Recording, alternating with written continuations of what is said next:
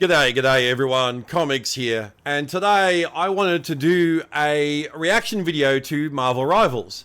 I've been playing an absolute ton of this game over the last week, probably more than 60 hours into the game at this point. And yeah, I just wanted to give you my thoughts on the game, my experience with it, how it's gone. I know there's been a lot of discussion of late online about the official content creator contracts. I do want to preface with the fact that I did sign my contract. I did read it. I did have issues with it. There's a very good reason why I did sign it. Basically, I raised my concerns with it, and I was basically told that if I didn't sign the agreement, I couldn't be part of the content creator program. I was actually removed from the program briefly until I signed the agreement, and then I was reinstated. The only reason I signed it was because I had already publicly announced that I was in the program, and I was super excited about it, but that was before I knew that we would have to sign an agreement. And I had already committed to keys, to giving out keys on stream. If I wasn't in the program, I wasn't going to get keys, and so I didn't want to go back on my word that I had made to everybody. So, with much reluctance, I did sign the agreement. Those that did watch my stream for the first few days of the alpha know that I did have to hide a lot of stuff. I actually had to cover up my entire background here because I couldn't show Marvel and non-Marvel IPs together, and I've got Marvel and DC pop vinyls up the back there, and books as well, and Ghostbusters and Knight Rider and all sorts of stuff. I couldn't show the Marvel logo. I have a light of the Marvel logo. It's just a desk light. And yeah, so I basically just had to cover that with a sheet. I had to remove my comic book covers from showing on stream because, again, couldn't show Marvel and non-Marvel IPs. And despite the fact that Marvel publish Star Wars and Alien and Predator comics, couldn't show them together. So I had to take a lot of that stuff down. My stream was pretty much a bare bones, just my camera set up like this, with a sheet in the background.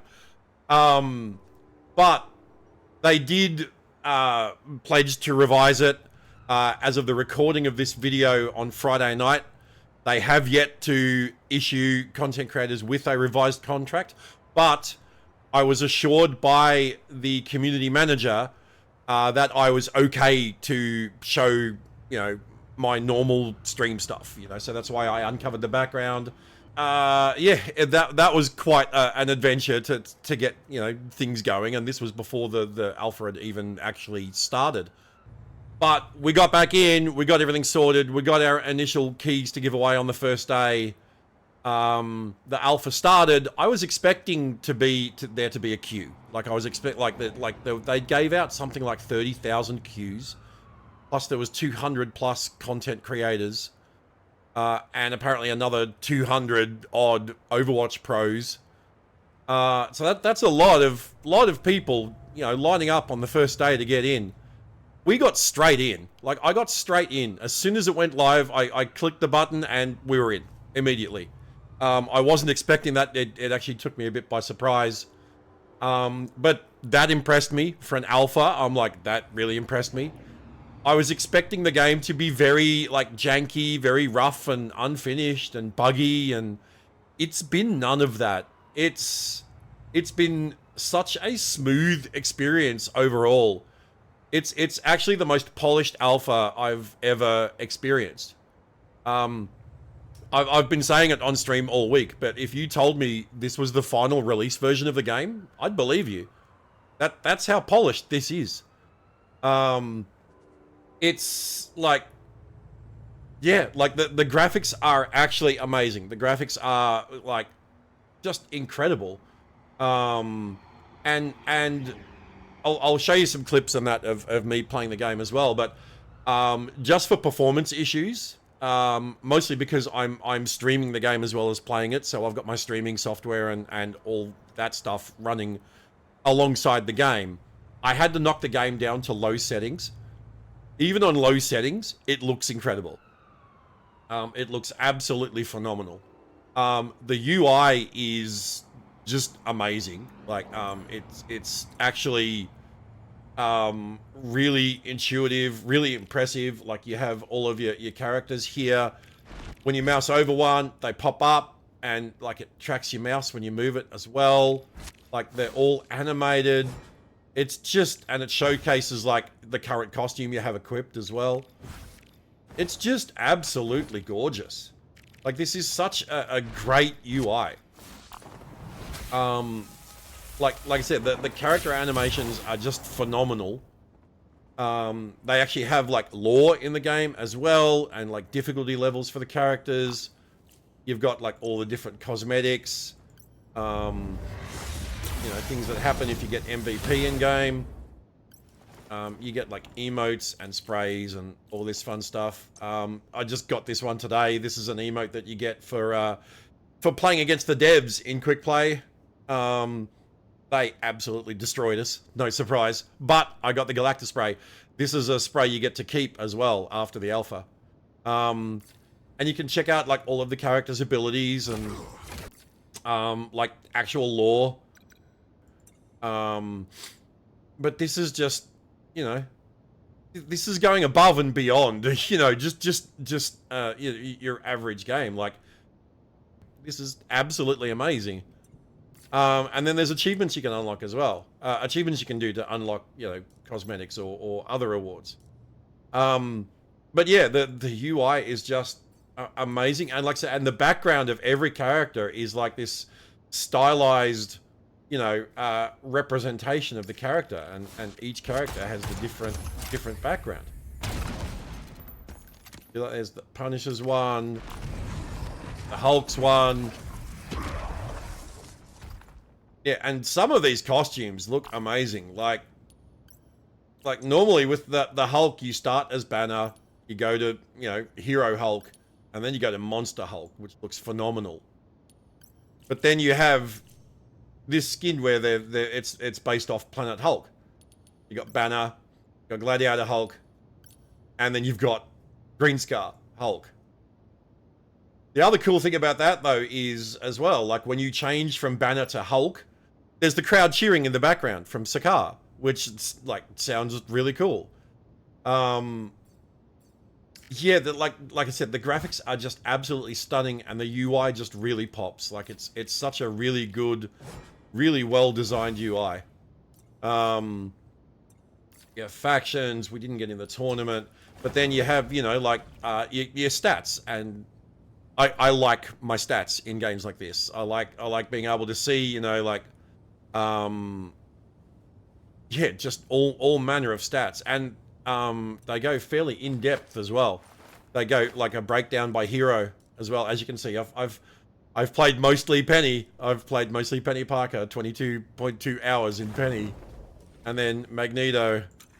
Yeah, the graphics and the UI is amazing. The music is phenomenal. I haven't got the music playing just in case we, you know, DMCA issues or whatever.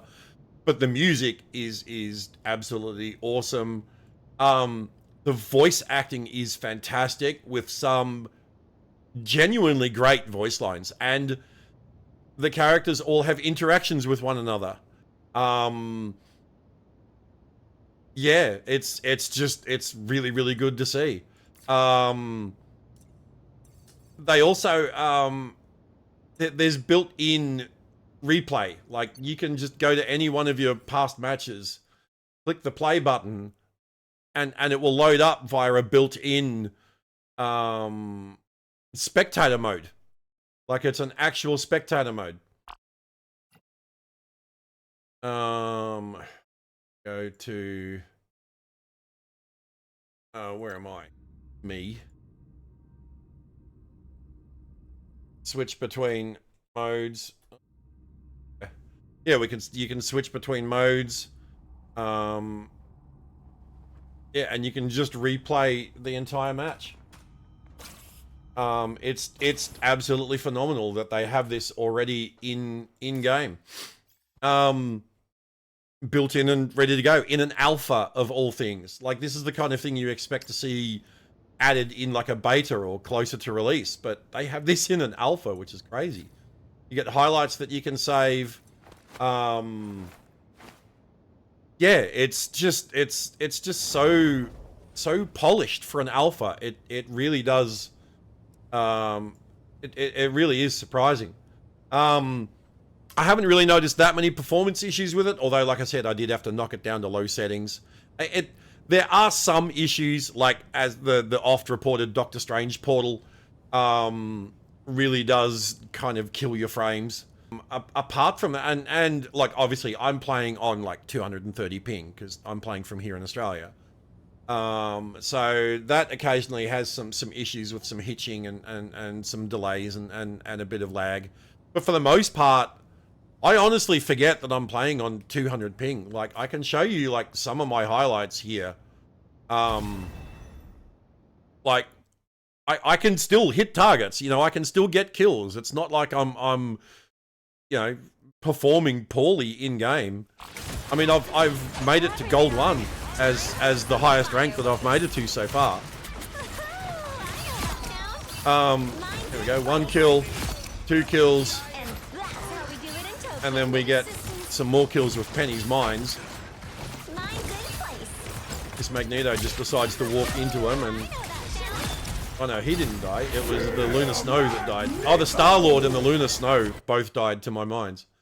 So there you go. So that was a quad kill. So like I'm quite capable of you know, still getting a limbs in that. Yeah, but like I said, the whole UI is just incredibly polished. It's makes for such a fantastic experience, even despite all of the issues with you know, Doctor Strange portals, you know, killing your frame rate and having to play on low settings and playing with ping. It's still been a thoroughly enjoyable experience. I've been playing on controller as well. For the most part, again, like for the most part, I don't find playing on controller to be a detriment. You know, yeah, for the most part, it's all good. The only thing I do find with flying characters is that flying feels very clunky, very slow. Like, it's not very fluid. Like, I'm not swooping through the sky or anything like that. Like, I'm very slowly ascending or descending. It doesn't feel snappy to fly. You know, and as a flying character like Storm or Iron Man or Star-Lord, yeah, it just, I don't know, on a controller it just doesn't feel good. Also, when you go to select your character, you change your character, you have to go to the select wheel, pick your character, and then scroll all the way down to confirm. Now, when you're in the middle of a match, that takes a long time. That takes a very long time. And when you need to like quickly change in spawn, like on controller, there is no quickly change. You know, you got to do this and then you slowly go down. Whereas if you're using like keyboard and mouse, you can just go, oh, I've got to change to Black Panther, quick, boom, done. Welcome to the jungle. Like, it's really quick, and controller just is not that snappy. It's not that quick. Another thing I found interesting was at the end of a match, like as soon as the match ends, like as soon as it's decided whether there's a winner or a loser, your entire team is removed from voice chat. You can still get to see, like, you know, the post-game scoreboard and all that kind of thing, and who got MVP and all that kind of stuff. But you can't communicate with your team except for text chat. That I found that kind of odd and jarring. Also, you will need to excuse my voice. Like I said, I have been streaming the heck out of this game this week. I've done some incredibly long like 12, 13-hour streams. My voice is wrecked after this week. But yeah. So your teammates are immediately removed from voice chat upon conclusion of a match, which is kind of very strange. Some other like minor issues I've noticed is there's no role queue for competitive. There's no separate ranks for the different roles. Like, because you've got your Vanguard, which is your tanks, Duelist, which is DPS, and Strategist, which is support. But they don't have separate ranks. So, like, my rank of, like, Gold 1, that's just for all classes, all heroes. I feel like they need to have role-specific ranks. Because not everyone's going to be as good of a tank as they are a DPS, or as good of a strategist as they are a duelist. I mean, yeah, and I mean, I know stuff like that can eventually come in like beta and you know, final release, but I just found it odd that for it being so polished as it is, that they didn't have things that you would think would be natural inclusions in a game like this. There's other issues, like there's balance issues in the alpha, but then it's an alpha. I wasn't expecting the heroes to be perfectly balanced. I wasn't expecting the maps to be perfect, although the maps are gorgeous, absolutely gorgeous. The destructibility is really cool, but sometimes you can get stuck on bits of the destroyed scenery. But again, it's alpha. I hope they can fix that kind of stuff for like subsequent betas and final release. But the destructible environments are very, very cool and very, very in keeping with superheroes. Apparently, we're getting the closed beta at the end of June, which is good because that means it's only like you know, a month away. I feel like after that, they really do need to have like an open beta, maybe a month after that.